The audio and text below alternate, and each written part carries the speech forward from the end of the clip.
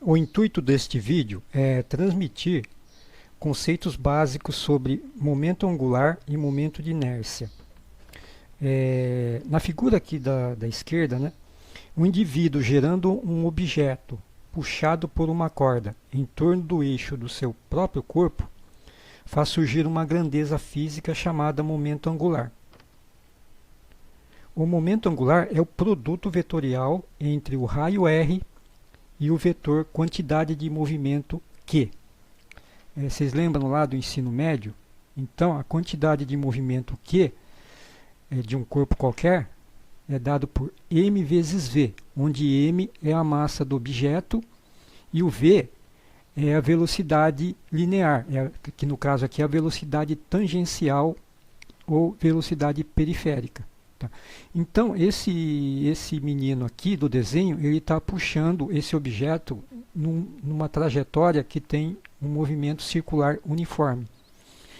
E essa velocidade tangencial, ele pode ser convertido para a velocidade angular.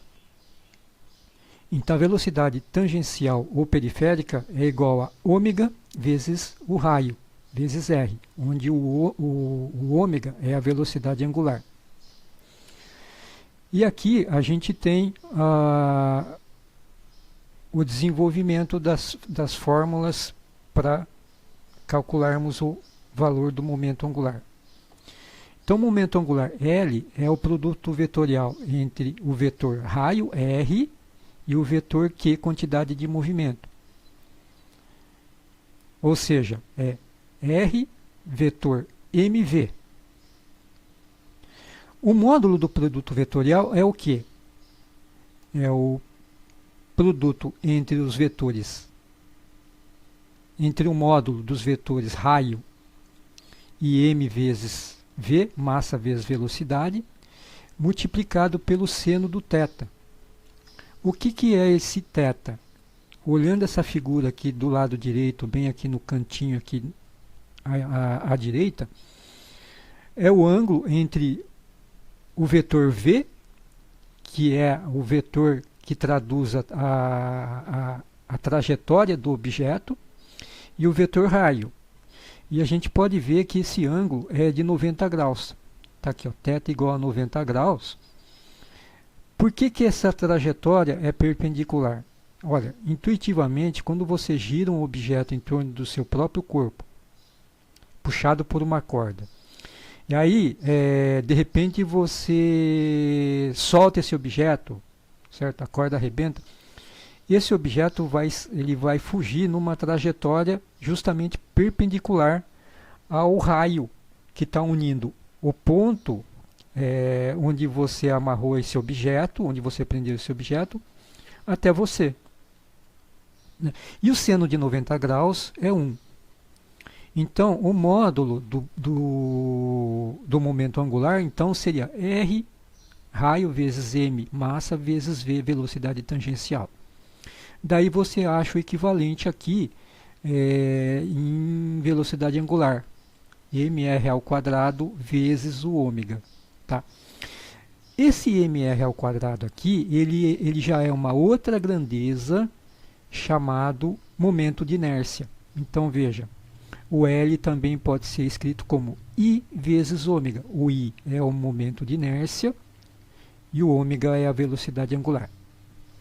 Esse momento de inércia aqui, a gente não pode confundir esse momento de inércia aqui com relação a esse cilindro aqui. Por quê?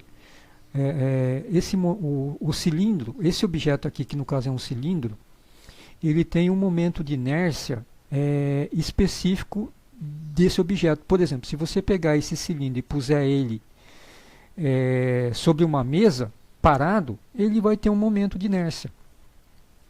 Então, esse I que está aqui no finalzinho do descritivo, ele é o I dentro desse contexto de movimento circular uniforme. Tá? Então, é isso que tem gente que confunde.